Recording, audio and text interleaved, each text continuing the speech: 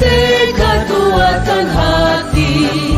Negeri ini memanggilmu kawan. Belajar, bergerak, berbagi untuk negeri. Guru penggerak, majukan pendidikan. Guru penggerak menghamba pada murid. Kreatif, rancang pembelajaran. Hargai potensi, tingkatkan prestasi. Lahirkan profil pelajar Pancasila. Belajar, bergerak, berbagi untuk negeri.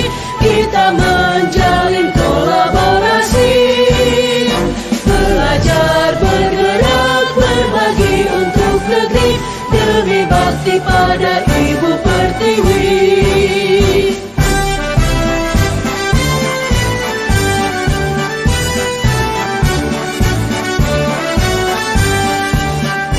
Bulatkan tekad, kuatkan hati. Negeri ini memanggilmu kawan. Belajar, bergerak, berbagi untuk negeri.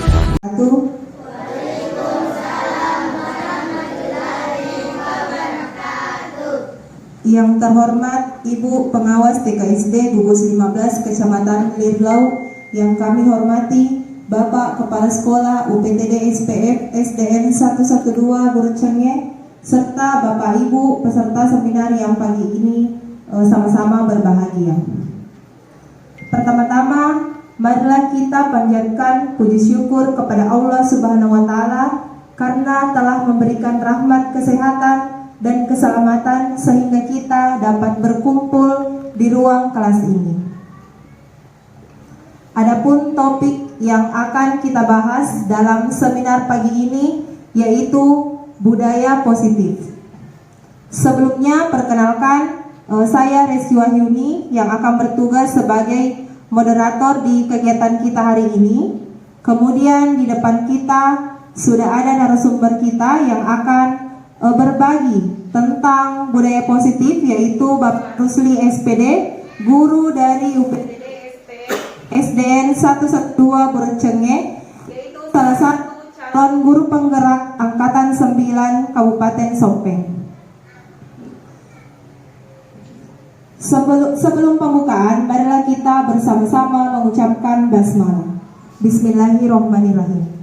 Selanjutnya adalah penyampaian dan penyajian materi. Saya persilahkan untuk Bapak Rusli memaparkan materinya. Waktu dan tempat kami persilahkan.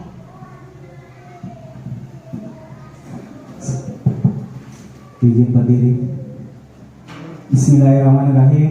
Yang saya hormati Ibu Pengawas TKSD Gugus 15. Yang saya hormati Bapak Kepala Sekolah SDN 112 Burecenge, dan yang saya hormati Bapak Ibu Guru serta anak-anakku yang saya cintai. Assalamualaikum warahmatullahi wabarakatuh.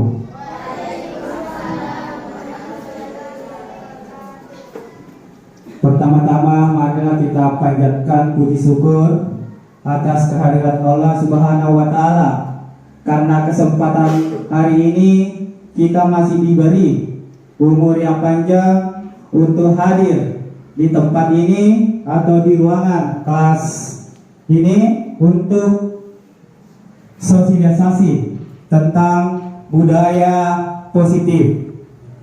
Dan tak lupa kita juga kirimkan salam dan taslim kepada junjungan kita Nabiullah Sallallahu Alaihi Wasallam.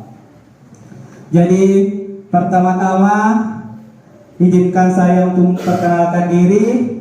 Saya atas nama Rusli, calon guru penggerak Angkatan 9 Kabupaten Sopeng. Adapun tujuan dan materi untuk hari ini yaitu melaksanakan sosialisasi tentang budaya positif di sekolah, terutama di SD 112 Burecenge. Jadi pertama kita akan masuk ke materi tentang budaya positif.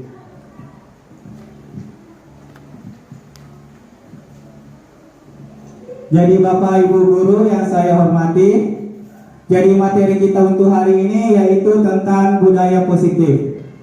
Budaya positif ini sebagai tugas aksi nyata saya sebagai calon guru penggerak angkatan 9 untuk bagaimana untuk menyelesaikan tugas-tugas.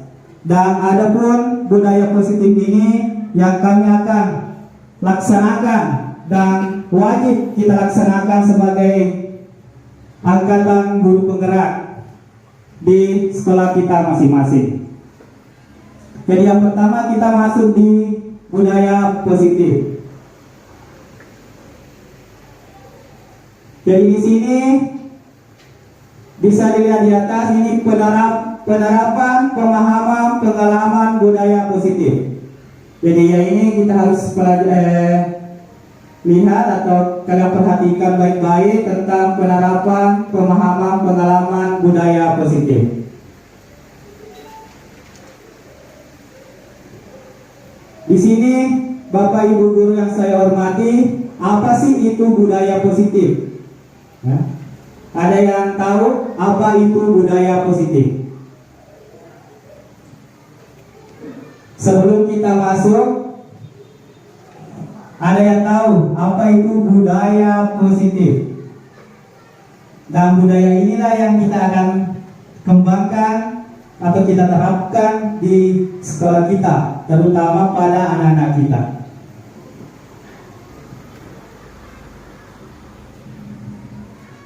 Oke, di sini budaya positif itu adalah budaya positif adalah keyakinan dan nilai yang disepakati yang menjadi kebiasaan bersama yang akan dilakukan dalam waktu yang lama.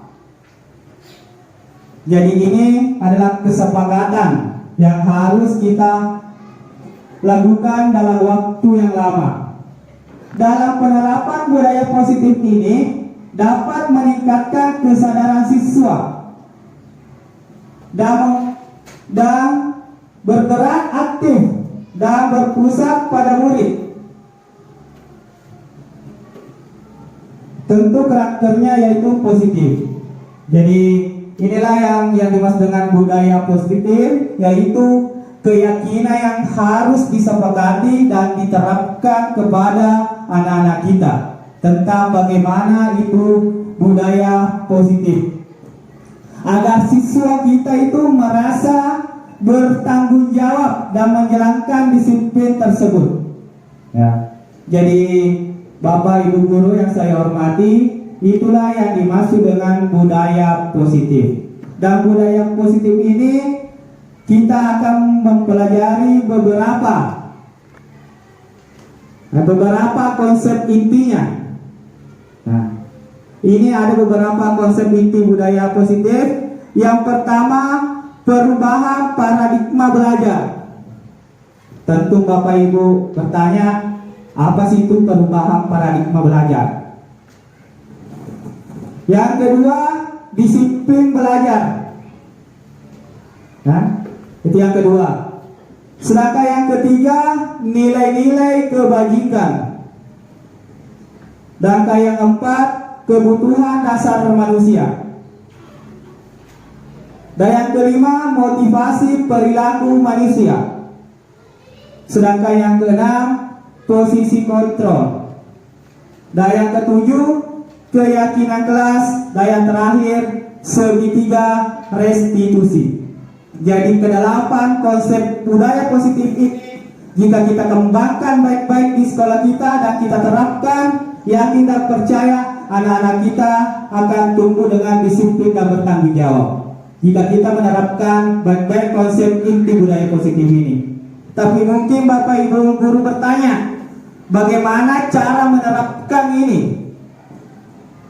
Sebelum kita menerapkan, kita mengetahui dulu apa maksudnya ini dan apa konsep inti budaya positif. Ya. Oke, kita masuk yang pertama. yaitu pembelajaran dengan paradigma baru. Di sini pembelajaran paradigma baru itu merupakan pembelajaran yang dirancang berdasarkan pembelajaran berdiferensiasi. Ya. Mungkin Bapak Ibu tidak asing lagi untuk mendengar yang namanya pembelajaran berdiferensiasi.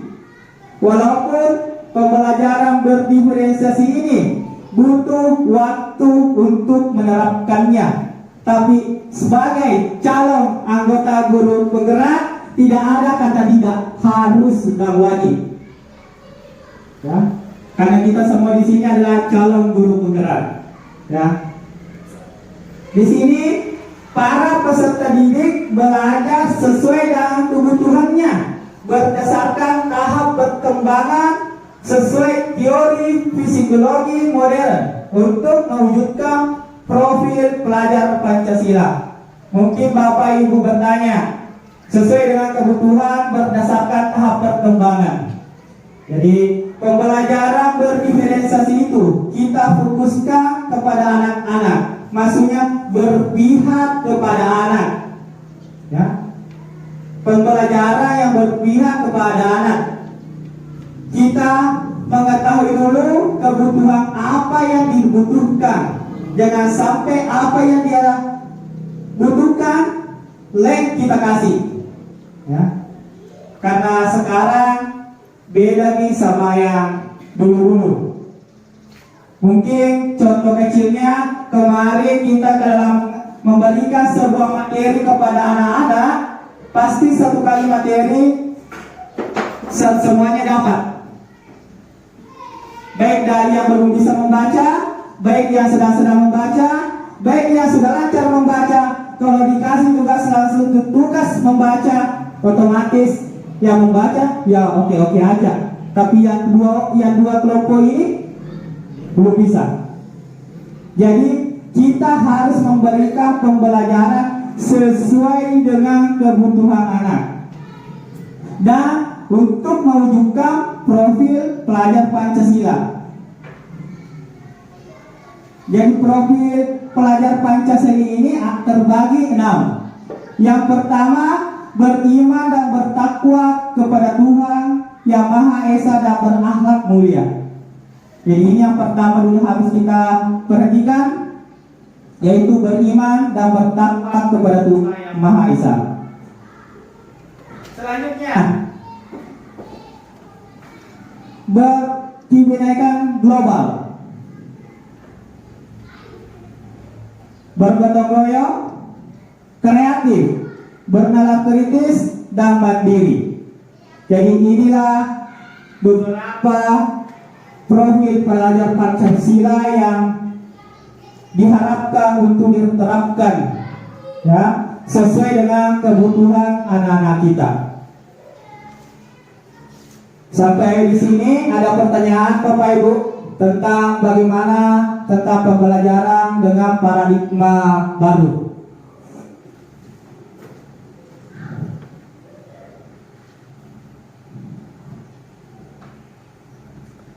Oke, mungkin saya lanjut dulu, nanti kita akan masuk nanti sesi tanya jawab.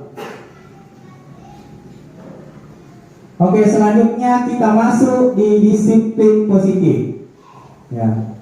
Di sini juga saya sebelum masuk pendidikan guru penggerak, barusan saya tahu disiplin itu dari kata disiplina yang artinya belajar. Karena rata-rata mungkin kita tahu disiplin itu kayak aturan atau bagaimana. Disiplin itu artinya belajar. Disiplin itu mengacu pada disiplin diri yang memiliki tanggung jawab terhadap apa yang dilakukan berdasarkan nilai-nilai keyakinan. Jadi ini sebenarnya yang harus kita terapkan sekali sama anak-anak, yaitu disiplin diri. Ya. Bukan disiplin eksternal, tapi disiplin internal, disiplin diri dari anak-anak itu dari dalam, bukan dari luar. Mungkin Bapak Ibu bertanya, yang mana sih yang dimaksud dengan disiplin dari luar? Contohnya, kita kasih imbalan sama anak-anak baru dia mengerjakan. Itu disiplin eksternal dari luar. Kadang anak-anak baru melaksanakan. Jika kita seperti menghukum, dikasih imbalan, itu baru terlaksana. Tapi yang harus kita di sini terapkan yaitu disiplin diri, kesadaran anak-anak.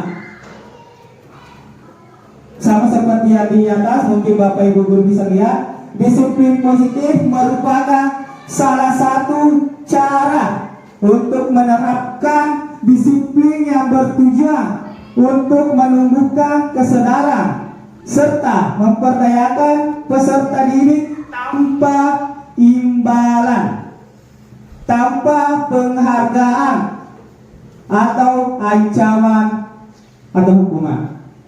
Ya. Jadi kita harus mendisiplinkan anak-anak, disiplin diri yang kita harus tumbuhkan tanpa kita menumbuhkan yaitu yang namanya kasih imbalan, kasih penghargaan, baru anak-anak bisa disiplin. Mungkin dulu atau sekarang masih kita terapkan seperti itu. Mulai sekarang bagaimana cara kita bisa menerapkan disiplin positif atau disiplin diri itu kepada anak-anak kita itu melalui kesadarannya dari dalam, yaitu internal, ya, bukan eksternal. Yang maksudnya eksternal ini kayak memberikan penghargaan, hukuman, imbalan, itu dari luar. Kayak mana sih disiplinku hilangi penghargaan, hilangi hukuman, seperti itu. Jadi kita sebagai pendidik, tujuan kita adalah menciptakan peserta didik yang memiliki disiplin diri sehingga mereka berperilaku mengacu kepada nilai-nilai kebajikan universal dan memiliki motivasi intrinsik dalam perubahan perilaku ke arah yang lebih baik. Jadi seperti ini Bapak Ibu yang harus kita lakukan, kita terapkan kepada anak-anak kita. Ini baru yang kedua, disiplin positif. Sebenarnya budaya positif ini berkesinambungan yang harus kita lakukan. Jadi sekarang kita masuk yang ketiga, yaitu tentang apa sih itu nilai kebajikan atau kebijakan. Oh, kebajikan. Oke. Nilai-nilai kebajikan. Jadi nilai-nilai kebajikan itu nilai yang disepakati bersama, lepas dari suku, bangsa, agama, bahasa maupun latar belakang. Ini sudah yang kita sepakati bersama. Dan di sini saya terapkan contoh-contoh kebajikan institusi atau organisasi, ya, yang kita bisa terapkan. Yang pertama yaitu di profil pelajar Pancasila itu ada beberapa, yaitu beriman, bertakwa kepada Tuhan Yang Maha Esa, dan berakhlak mulia, kebinekaan global, gotong royong, mandiri, kreatif, dan bernalar kritis. Ini sama seperti yang tadi, yaitu profil pelajar Pancasila. Dan di sini ada juga namanya program PEB, ya. Yang harus kita lakukan yaitu toleransi, rasa hormat,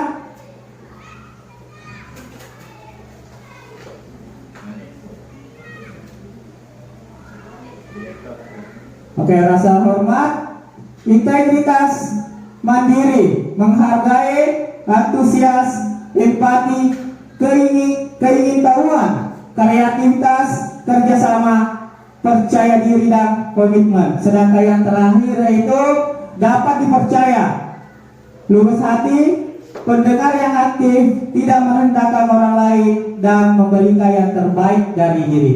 Jika kita sudah menerapkan ini, yakin dan percaya, semua bisa kita atasi bersama. Terutama kita butuh kekompakan untuk melaksanakan apa yang ada di kita programkan bersama dengan nilai-nilai kebajikan yang kita sudah terapkan dan sudah kita sepakati bersama. Oke, yang selanjutnya yaitu tentang kebutuhan dasar manusia. Jadi ini juga berpengaruh kepada budaya positif tentang kebutuhan dasar manusia. Jadi mungkin Bapak Ibu guru sering mendengar kebutuhan dasar manusia adalah segala sesuatu yang kita lakukan untuk mendapatkan apa yang kita lakukan memiliki tujuan tertentu, dan semua usaha terbaik yang kita lakukan adalah rangka agar kebutuhan dasar kita terpenuhi dengan baik. Ini biasanya kebutuhan dasar manusia ini semua kadang orang mengartikan ke negatif, tapi kita akan membawa ke arti yang positif, ya, karena kebutuhan ini wajib, ya, yang harus kita dapatkan dengan usaha bersama. Dan ini juga nanti berpatokan dengan kebutuhan kita, ya, karena rata-rata kadang anak-anak kita tidak mendapatkan kebutuhan dasar sesuai dengan apa yang dia butuhkan. Seperti yang ada di sini, ada 5 kebutuhan dasar manusia, ya. Ada 5. Yang pertama, bertahan hidup, ya, itulah kebutuhan yang pertama. Yang kedua, kasih sayang dan rasa diterima. Yang ketiga, penguasaan. Dan yang keempat, kebebasan. Sedangkan yang terakhir adalah kesenangan. Inilah 5 kebutuhan dasar manusia. Yang pertama, bertahan hidup. Yang mana yang dimaksud dengan bertahan hidup? Contohnya, makanan, pakaian, tempat tinggal, keamanan dan kesehatan. Itulah kebutuhan yang pertama. Yang pertama yang harus bagaimana kita bisa untuk penuhi. Ya. Yang kedua, kasih sayang. Nah, jadi sebelum masuk ke kedua ini, mungkin Bapak Ibu guru bisa melihat tentang bertahan hidup. Apakah anak-anak kita sudah memiliki kebutuhan ini? Ini yang harus kita tahu dan harus kita bagaimana caranya bisa kita untuk bagaimana bertahan hidup ini dengan makanan, pakaian, tempat tinggal, keamanan, kesehatan, anak-anak kita bisa mendapatkannya.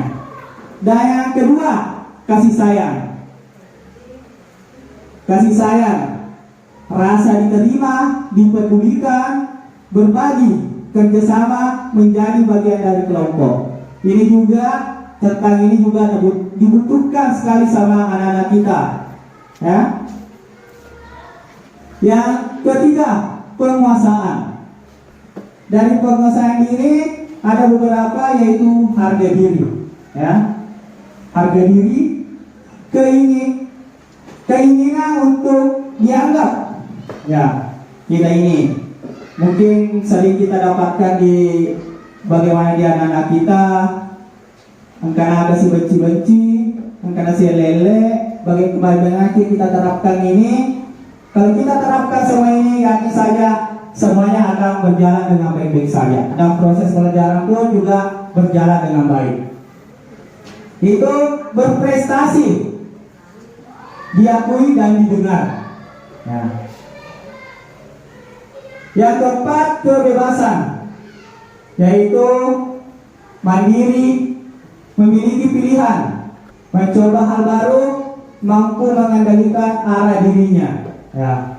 Di sini ada yang termasuk dengan memiliki pilihan, sama seperti memiliki pilihan apalagi kita memfokuskan kebutuhan anak-anak. Oke. Yang terakhir, bermain. Ya. Biasanya bagi anak-anak pasti butuh namanya bermain. Ini yang harus juga kita sesuaikan dengan waktunya. Makanya itu ada namanya jam istirahat untuk di sekolah, karena waktunya anak-anak itu untuk istirahat atau bermain. Tertawa, bukan ketawa kalau ya seperti orang sering lewat ketawa sendiri, hati-hati.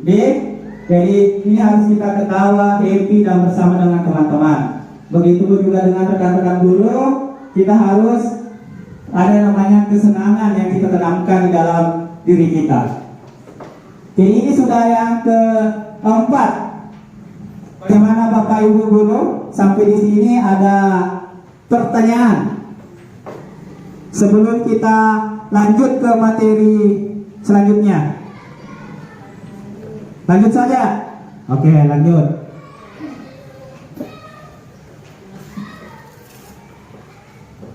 Sekarang kita masuk di motivasi perilaku manusia. Motivasi perilaku manusia. Ini tadi yang saya jelaskan di awal tentang ada termasuk di motivasi eksternal, ada yang masuk di motivasi internal. Yang pertama, untuk menghindari hukuman ketidaknyamanan. Yang mana yang dimaksud dengan ini? Untuk menghindari hukuman dan ketidaknyamanan. Sebelum saya jelaskan lebih lanjut, apa Bapak Ibu tahu untuk menghindari hukuman atau ketidaknyamanan? Bagaimana? Bisa sedikit Pak? Bisa. Silakan Bu. Jadi sedikit berpendapat untuk motivasi perilaku manusia. Untuk pernyataan pertama, untuk menghindari hukuman atau ketidaknyamanan. Jadi bisa jadi anak-anak didik kita ini sebenarnya terpaksa untuk berbuat baik. Kenapa mereka berperilaku baik? Karena mereka tidak mau dihukum. Alasannya seperti itu. Jadi tidak mau terlambat ke sekolah karena tidak mau dihukum. Mungkin seperti itu Pak. Terima kasih. Oke, masih ada pendapat lain? Bapak Ibu guru? Atau anak-anakku ada pendapatnya? Oke, saya lanjut. Benar sekali. Jadi itu kadang itu untuk menghindari hukuman. Kita saja sebagai manusia kadang kita berada di sini. Menghindari hukuman karena takut jadi disuruh atau bagaimana untuk menghindari hukuman. Mau tidak mau kita harus laksanakan. Ini yang termasuk dengan motivasi eksternal, karena dari luar. Saya jelaskan kembali, ini dari luar. Ya. Yang kedua, untuk mendapatkan imbalan atau penghargaan. Lo kaya joka di Fangka hadiana, kan begitu, ya. Saya tidak akan berbuat seperti ini. Kalau saya tidak berbuat begini, ada nanti hadiah dikasih Kak. Seperti itu, contohnya. Ya. Hanya melakukan sesuatu karena ingin mendapatkan imbalan. Itu juga masih termasuk eksternal. Dan yang terakhir, untuk menjadi orang yang mereka inginkan dan menghargai diri sendiri dengan nilai-nilai yang mereka percayai. Jadi inilah ketiga ini, ada dua masuk eksternal dan satu masuk internal. Dan inilah yang ketiga, bagaimana bisa kita menerapkan agar anak-anak kita tidak berada di motivasi eksternal. Ya, anak-anak akan melaksanakan atau mengerjakan atau melakukan dengan kemauan diri sendiri di dalam hati, bukan karena dihukumkan nanti kalau saya tidak laksanakan. Ya, lebih jelasnya mungkin Bapak Ibu bisa lihat ini di sini. ini ada hukuman. Ya. Dalam hukuman itu tidak terencana atau tiba-tiba. Ya mungkin Bapak Ibu pernah melaksanakan seperti ini. Tiba-tiba kita kasih hukuman sama anak, tapi tanpa direncana. Tiba-tiba anak itu membuat kesalahan, tiba-tiba kita langsung hukum tanpa direncana. Ini yang dimaksud. Ya, murid pun tidak tahu saya mau dihukum seperti apa. Ya, itu masuk di hukuman itu. Ya. Karena mungkin kita tahu kalau kayak hukuman atau seperti apa banyak, tapi hukuman itu sudah dibagi atau ada beberapa bagian. Ya. Bersifat satu arah, berupa hukuman fisik atau fisikis. Ya. Kada tu agak lari nanae, ya, disuruh putar di lapangan atau push up tiba-tiba karena tidak ada rencana ini. Ya. Tidak ada rencana dari rumah. Kalau anak-anak saya dapat nanti anak-anak di sekolah yang melanggar, saya hukum seperti ini. Kalau itu terencana namanya. Ya. Yang kedua, konsekuensi. Kalau konsekuensi masuk di rencana, direncana dan disepakati sesuai aturan. Ya, kadang disepakati bersama.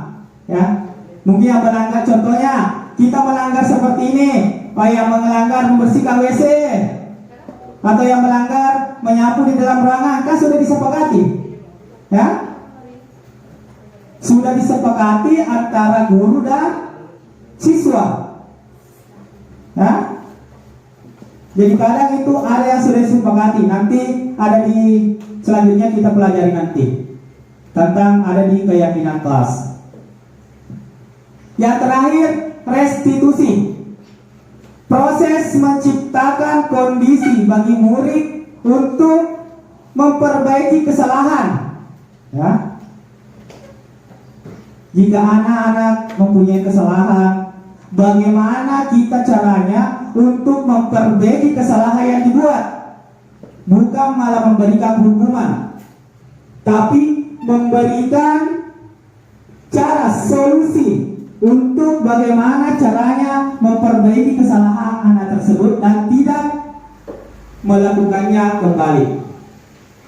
Yang terakhir, proses kolaboratif yang mengajarkan murid untuk mencari solusi sendiri.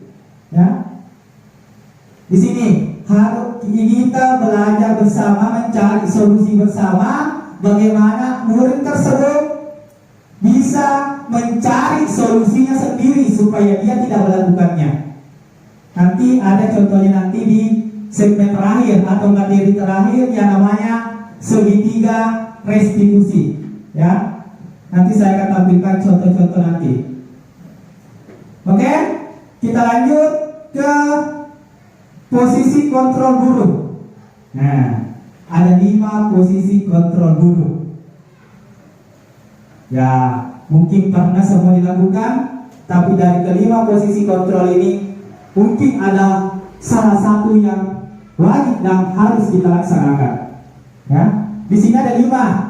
Ada penghukum, membuat merasa bersalah, teman, pemantau dan manajer. Ada sih yang nomor 5. Yang mana nanti mau diikuti di sini. Ya, sebelum itu saya jelaskan dulu. Oke. Ini di sini ada kasus. Ada kasus. Saya ambil contoh kecil saya. Salah satu mungkin yang pernah terjadi maksudnya terjadi. Kadang anak-anak itu kalau hari Senin, kadang ada yang tidak memakai atribut. Ya. Di sini saya ambil contoh kasus siswa tidak memakai atribut lengkap saat upacara bendera. Ya. Siswa tidak memakai atribut lengkap saat upacara bendera. Yang masuk penghukum itu contohnya hormat pada bendera selama 1 jam. Taruh. Ini yang dimaksud dengan dihukum. Ya. Hormat ki dulu di bendera 1 jam. Itu masuk hukuman. Ya. Yang kedua, membuat merasa bersalah. Kita buat anak-anak merasa bersalah. Berapa kali ibu bapak harus beritahu kamu? Kamu selalu saja mengecewakan bapak ibu. Ini yang sering mungkin pernah disampaikan ke anak-anak kita. Berapa kali saya bilang kalau hari Senin lengkap ki, kalau hari Senin lengkap ki, ya.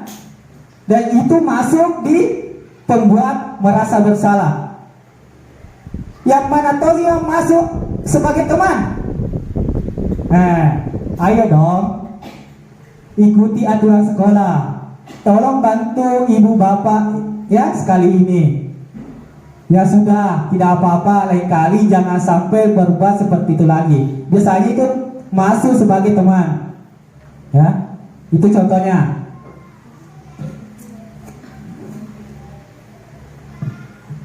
Oke, yang masih ada yang 2 ya. Ini pemantau. Kamu sudah melanggar peraturan sekolah. Kamu tahu konsekuensinya apa? Setelah upacara kamu beli atribut di koperasi dan jangan ulangi lagi. Ya seperti itu. Oke. Dan yang terakhir, apakah tahu kesalahanmu? Kira-kira bagaimana kamu memperbaiki kesalahan tersebut? Dan dari kelima tersebut, inilah yang harus kita lakukan, yaitu manajer menanyakan kepada anak-anak kesalahannya seperti apa. Oke, seperti ini. Jadi dari kelima posisi kontrol tersebut, inilah yang harus kita laksanakan, yaitu apakah tahu kesalahanmu? Kira-kira bagaimana kamu memperbaiki kesalahan? Ya, seperti itu. Oke, kita lanjut aja ya. Nah, di sini kita sedikit berbincang-bincang atau sedikit berdiskusi atau kuis. Posisi kontrol apakah aku? Saya kecewa sekali dengan kamu. Dari kelima tadi posisi kontrol tersebut, apakah ini termasuk?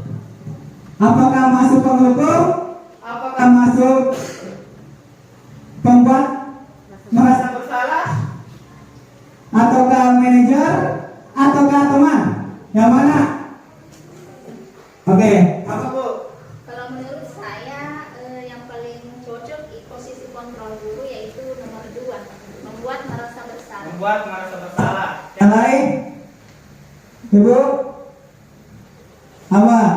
Apakah ini masuk teman? Apakah masuk hukuman? Ataukah masuk manajer?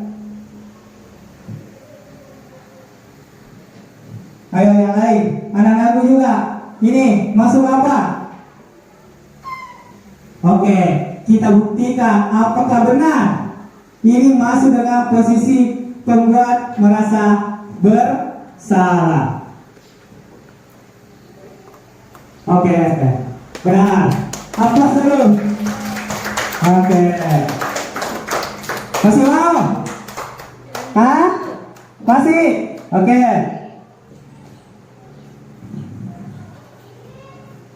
Ini posisi kontrol apakah aku? Kamu tidak pernah benar melakukannya. Oke. Ini masuk penghukum, masuk pembuat merasa bersalah, ataukah masuk teman, manajer, apa lagi tadi itu? Apa satu? Konsekuensi. Ada yang bisa jawab? Ini masuk apa?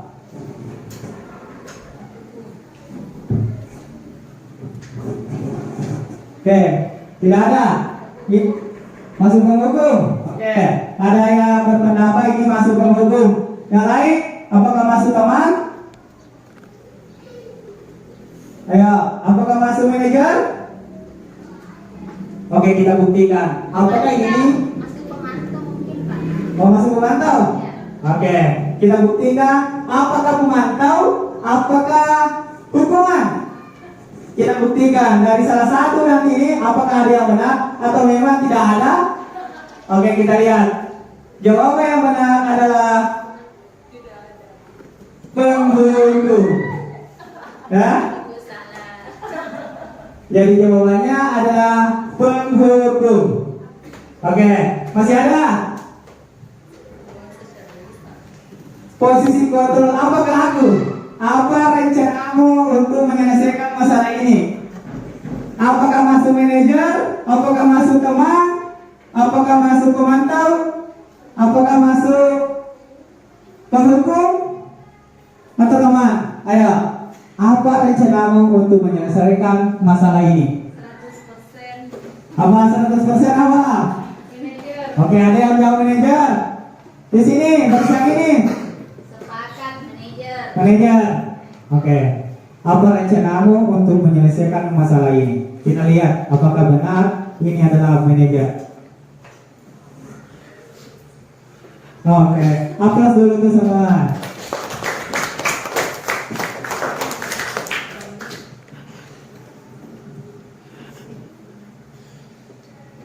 Hei, kamu apa?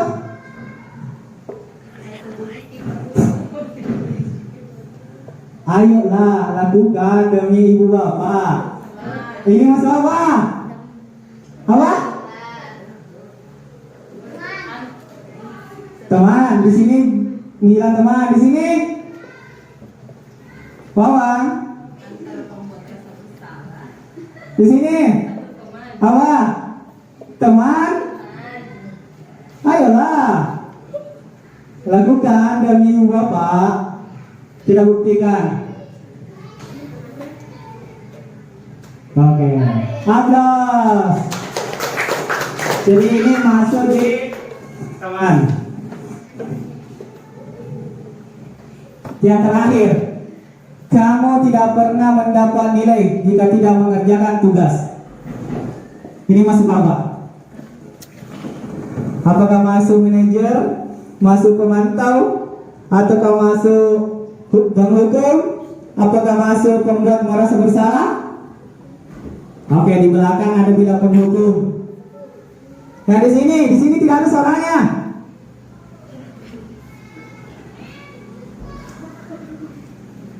Apa? Konsekuensi masuk pemantau. Jadi pemantau. Oke, kita buktikan apakah pemantau. Oke, aplaus. Benar, jawabannya adalah pemantau. Jadi Bapak Ibu Guru itu yang harus kalian perhatikan baik-baik untuk bagaimana untuk menerapkan yang seharusnya yang diterapkan, yaitu adalah posisi manajer. Ya, itu posisi manajer.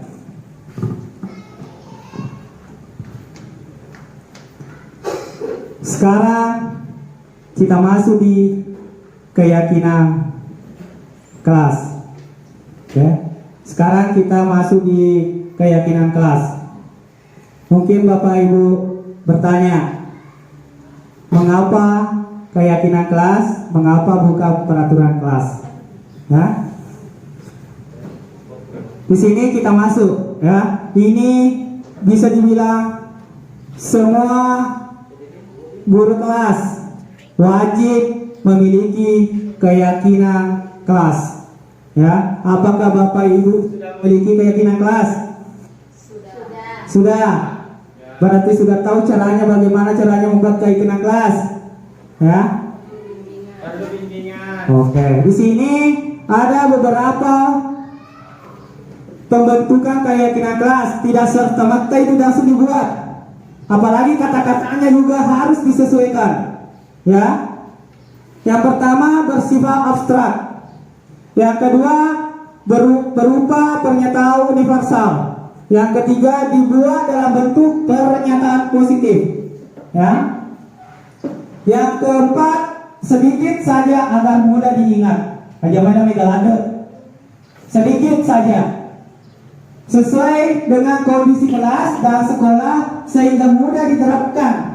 Keyakinan yang dibuat itu harus sesuai dengan kondisi kelas dan sekolah kita. Tidak serta-merta kita buat.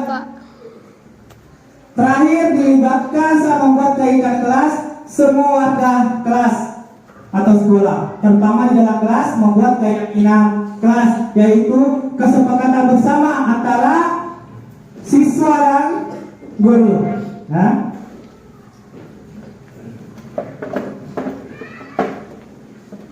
oke, di sini kemarin saya sedikit membuat keyakinan kelas. Ada langkah-langkah dan prosesnya seperti apa. Saya akan tampilkan sedikit.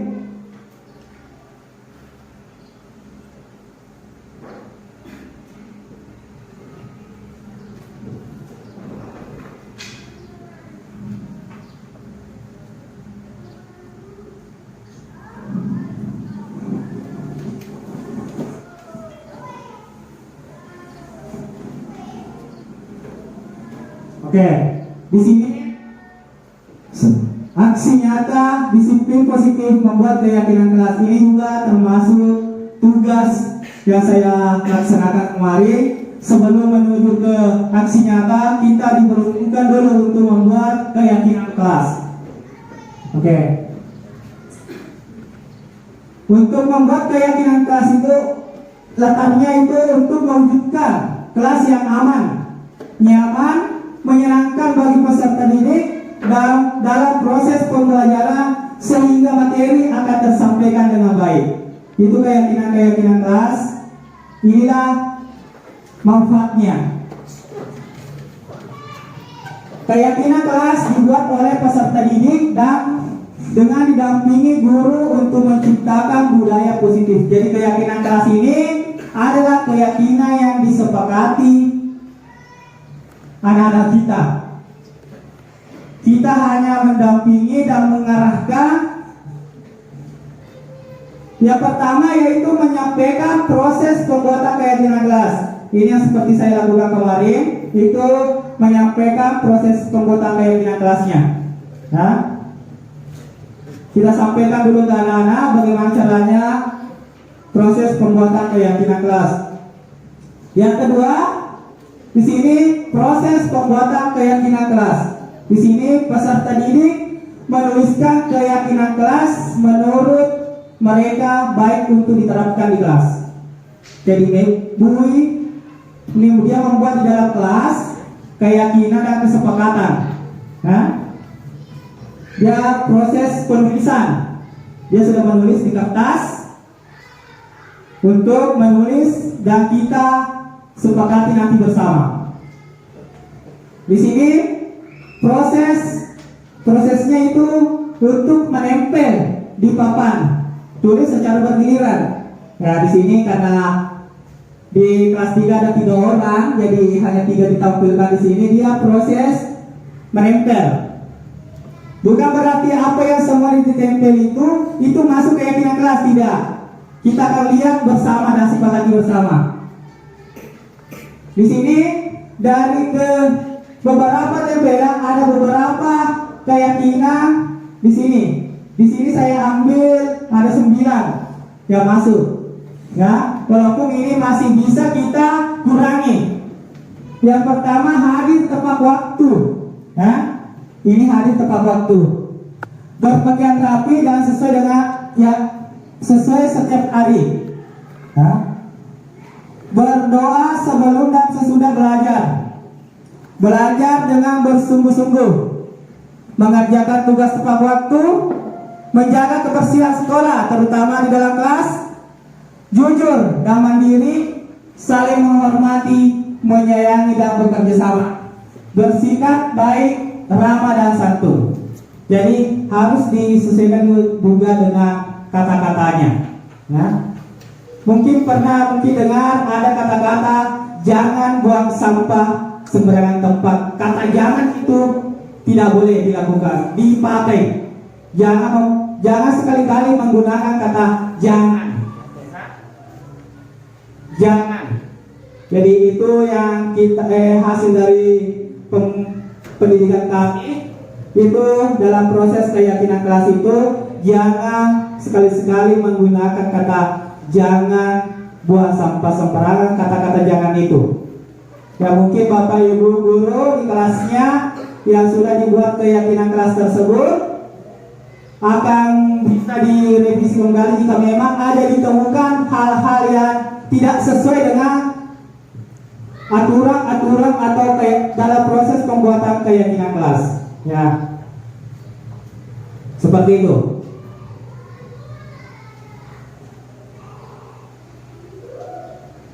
Oke, ini seperti inilah tampilannya dalam proses pembuatannya. Kita memberikan anak-anak umpan balik. Oke, sampai di sini ada pertanyaan sebelum kita masuk ke materi terakhir, yaitu materi segitiga restitusi.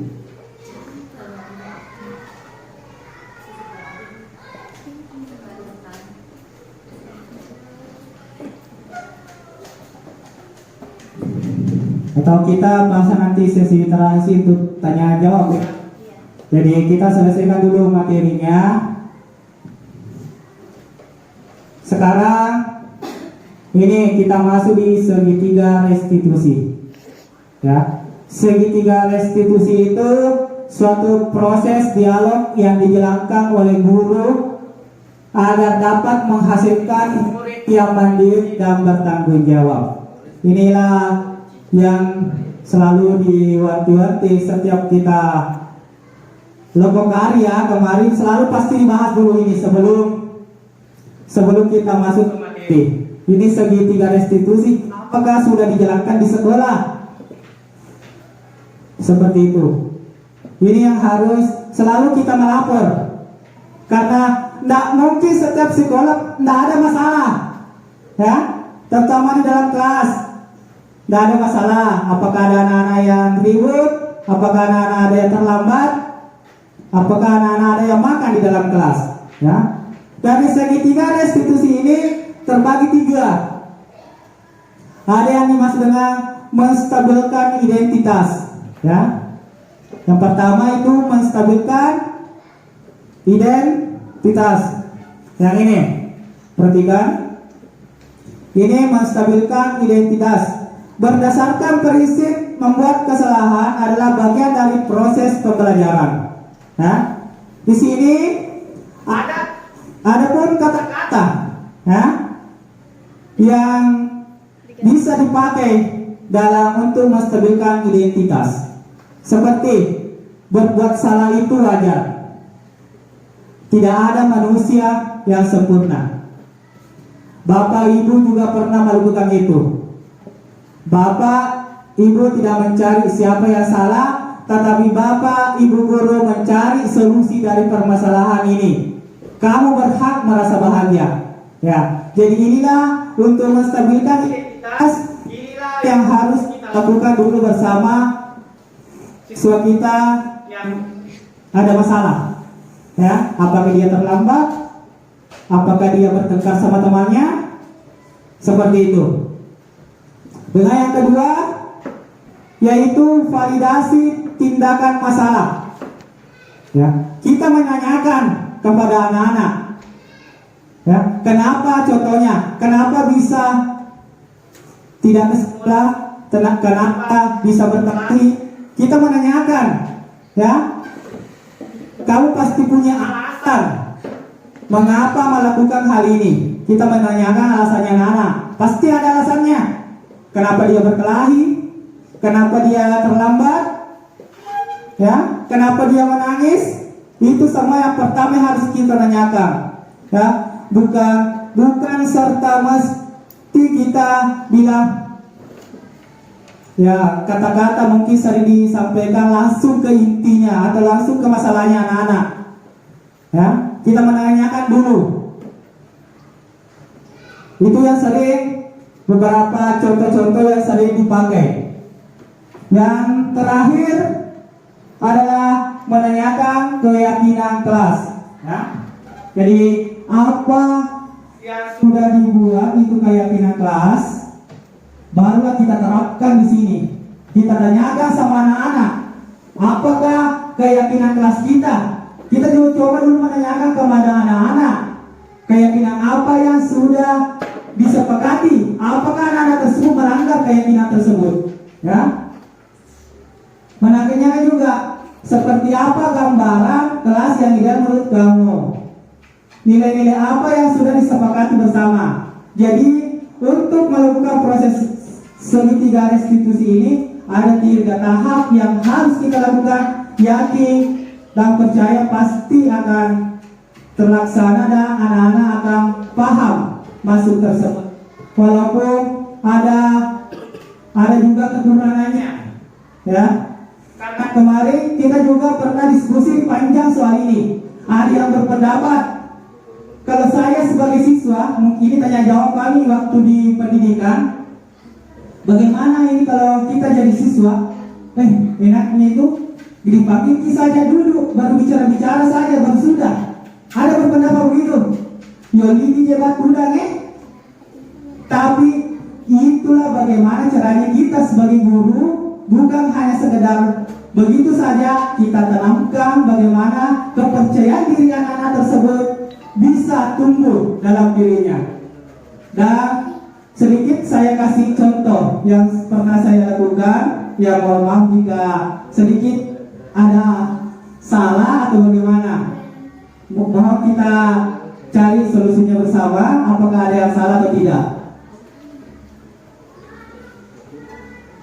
Oke, di sini ada contoh penerapan segitiga restitusi yang pernah saya lakukan di sekolah kita. Di sini kasus yang saya ambil yaitu peserta didik makan di jam pelajaran. Dia makan di saat ulangan, ya. Jadi ini yang harus kita restitusi, ya. Sebenarnya kalau mungkin mengikuti seperti ini tiap hari kita melakukan restitusi, ya, tiap hari. Tapi itu yang harus kita bagaimana kita mengurangi restitusi ini dengan kepercayaan diri anak-anak. Di sini saya akan putarkan sedikit video. Dan connect.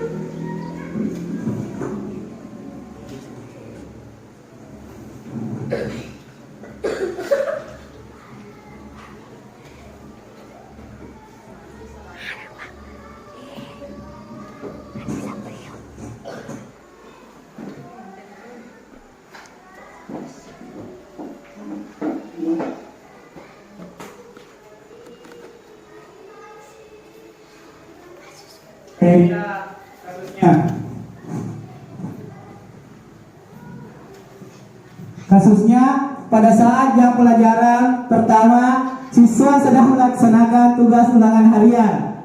Peserta didik bernama Alif tertunduk. Saya pikir dia sedang tidur. Lalu saya menghampirinya, ternyata Alif sedang makan di dalam kelas saat ulangan berlangsung. Ya, dia makan saat ulangan berlangsung.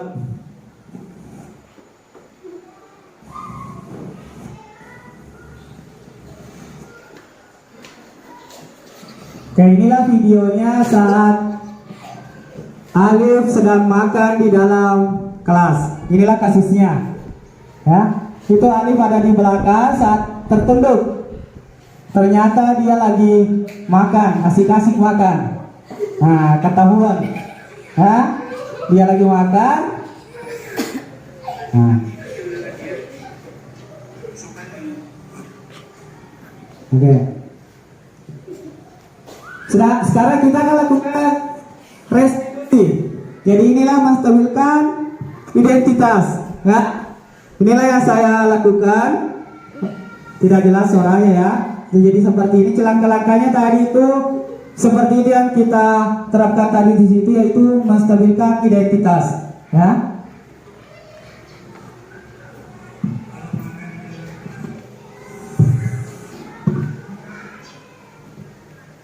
Oke, itu yang pertama kita melakukan, yaitu menstabilkan identitas, ya.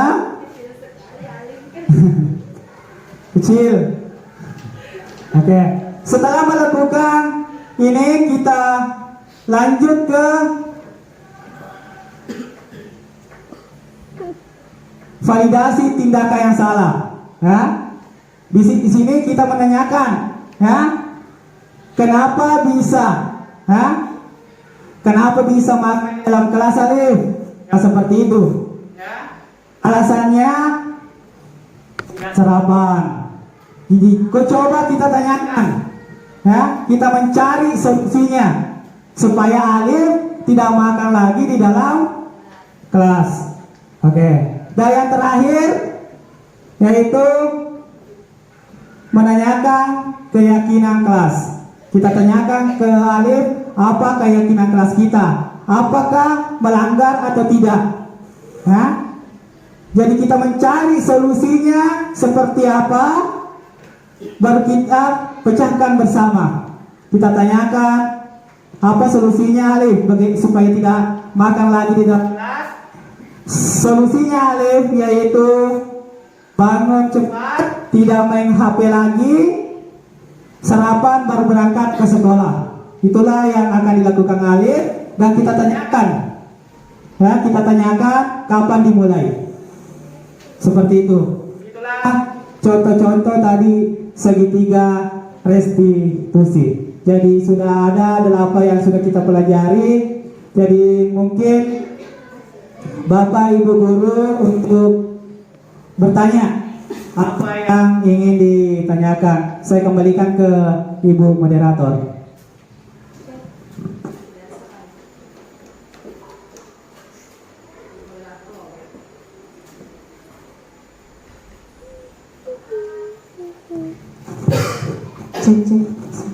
Oke, terima kasih Pak Rusli atas pemaparan dan materi yang sangat menarik dan tentunya pasti sangat bermanfaat untuk kita dalam menjalankan tugas kita sebagai pendidik.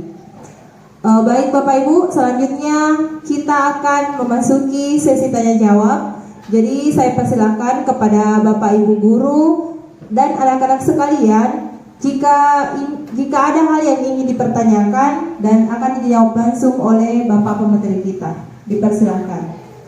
Bisa acungkan tangannya untuk yang akan mengajukan pertanyaan. Iya, silakan Ibu Suryanti.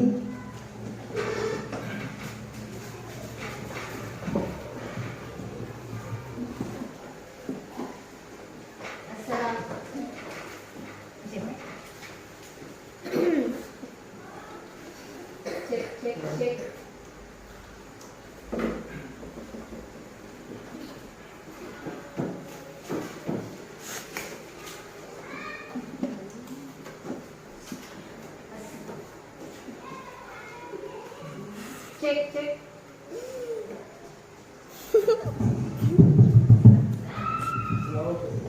Ya.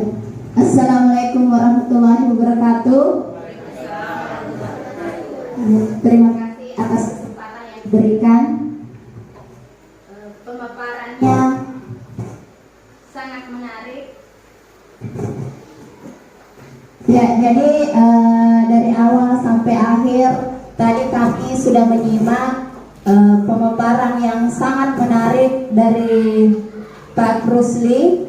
Ada sedikit yang ingin saya tanyakan, khususnya posisi kontrol guru, yang mana kita ketahui bahwa ada 5 item dari posisi kontrol guru.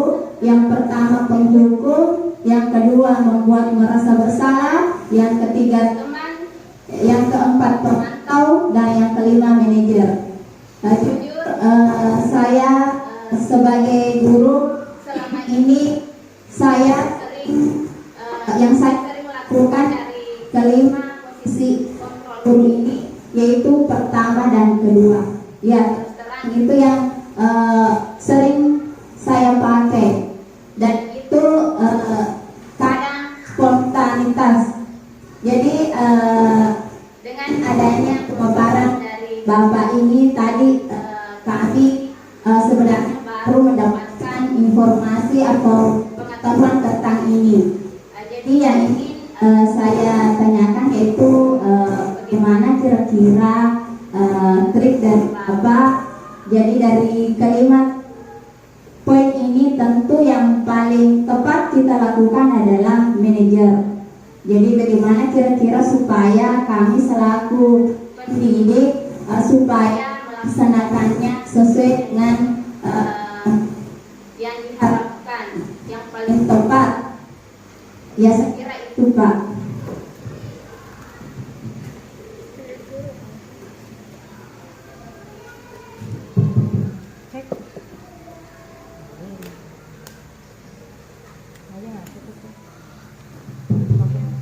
Oh, baik, terima kasih Bu, pertanyaan yang sangat menarik. Jadi saya ulangi dulu Pak, langsung dijawab ya? Ya, bisa. Atau masih ada pertanyaan lain? Oke, baik, untuk pertanyaan dari Ibu Suryanti. Jadi posisi kontrol guru di sini ada 5, yaitu penghukum, pembuat merasa bersalah, kemudian sebagai teman, pemantau, dan terakhir manajer. Nah, baru saja Bu Suryanti kita anggap melakukan refleksi diri.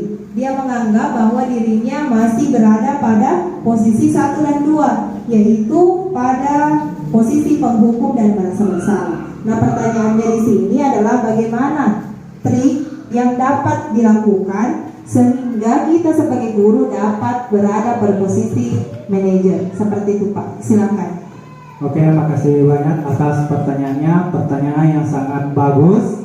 Jadi saya ulang kembali sesuai dengan materi yang saya tadi sudah jelaskan dengan pertanyaan Ibu tentang trik atau seperti apa yang harus kita lakukan sebagai pendidik, ya. Karena dari selama ini mungkin yang dilakukan hanya menghukum sama pembuat merasa bersalah, dan sebenarnya mungkin itu yang sering terlaksana sebelum-sebelumnya, tapi dalam hal tersebut ini yang harus kita lakukan yaitu sebenarnya di posisi manajer. Ya, itu yang paling tepat yang harus dilakukan.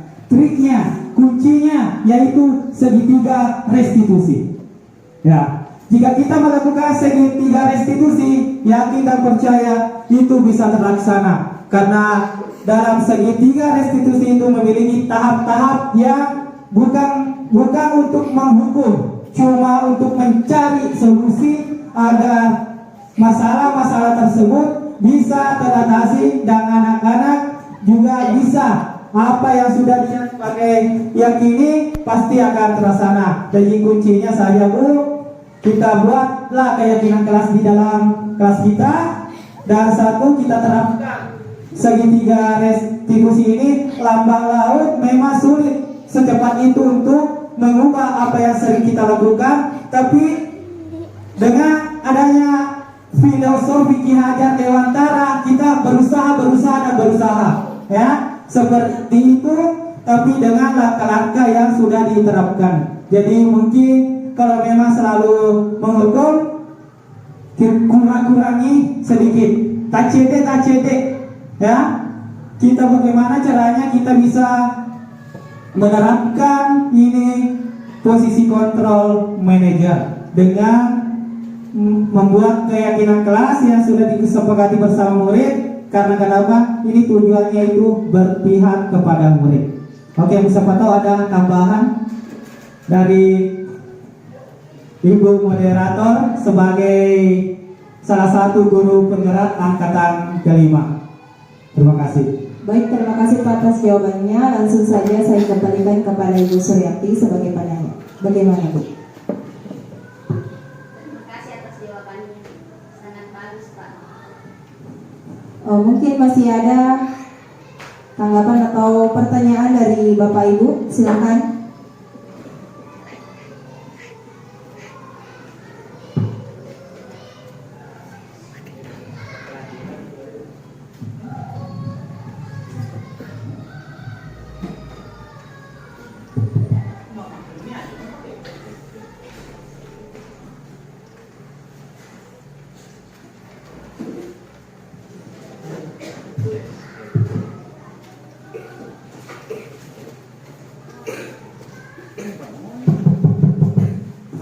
Oke, makasih atas kesempatan yang telah diberikan.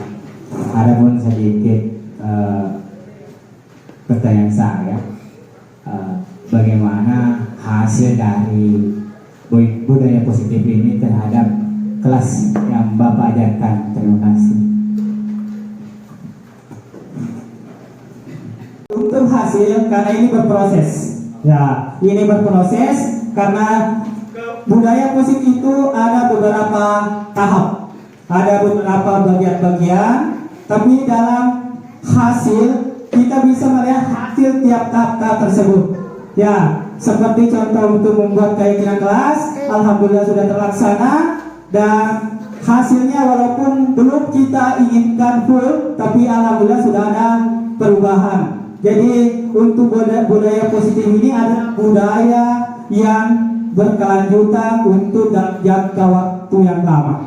Jadi semua butuh proses, begitupun juga dengan luar atau di dalam, semua pasti butuh proses. Seperti itu. Baik, terima kasih Pak. Jadi mungkin demikian.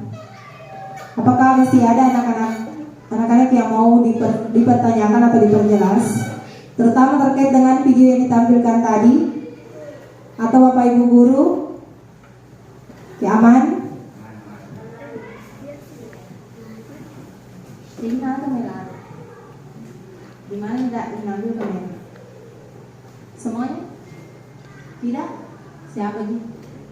Tiba ibu ya lah. Iya. Belum. Baik, demikianlah acara seminar kita hari ini. Jadi sedikit yang saya simpulkan adalah budaya positif ini merupakan pembiasaan hal-hal baik yang menjadi kesepakatan bersama yang diyakini dan dilakukan dalam waktu yang lama. Kemudian konsep inti dari budaya positif ini ada 8, yaitu perubahan paradigma belajar, disiplin positif, nilai-nilai kebajikan, kebutuhan dasar manusia, motivasi perilaku manusia, posisi kontrol guru, keyakinan kelas, dan segitiga restitusi. Adapun tentang posisi kontrol guru ini membahas tadi dari pertanyaan Ibu Suryanti bahwa untuk kita dalam berada pada tahap manajer, tentunya kita harus tahu dulu dan paham dulu bagaimana alur dari segitiga restitusi. Kemudian yang terakhir adalah hasil budaya positif yang telah diterapkan di kelas kita. Seperti yang disampaikan oleh Bapak pemateri bahwa tidak ada kebaikan yang dapat kita peroleh hasilnya dalam tahap instan. Tentunya berproses, dan yang paling penting adalah dimulai dari kita sendiri sebagai pendidik. Jadi jadilah guru yang bisa menuntun dirinya sendiri agar bisa menuntun murid-muridnya sesuai dengan kodrat alam dan kodrat zamannya, seperti yang disampaikan oleh filosofis pendidikan Ki Hajar Dewantara. Inilah akhir dari seminar kita tentang budaya positif sebagai kegiatan aksi nyata dari Pak Rusli SPD, Guru SDN 112 Burencenge, salah satu CGP Angkatan 9 Kabupaten Sopeng. Mari kita akhiri kegiatan hari ini dengan mengucapkan hamdalah. Alhamdulillah. Saya sebagai moderator mohon maaf atas kekurangan dan terima kasih atas perhatiannya. Wassalamualaikum warahmatullahi wabarakatuh.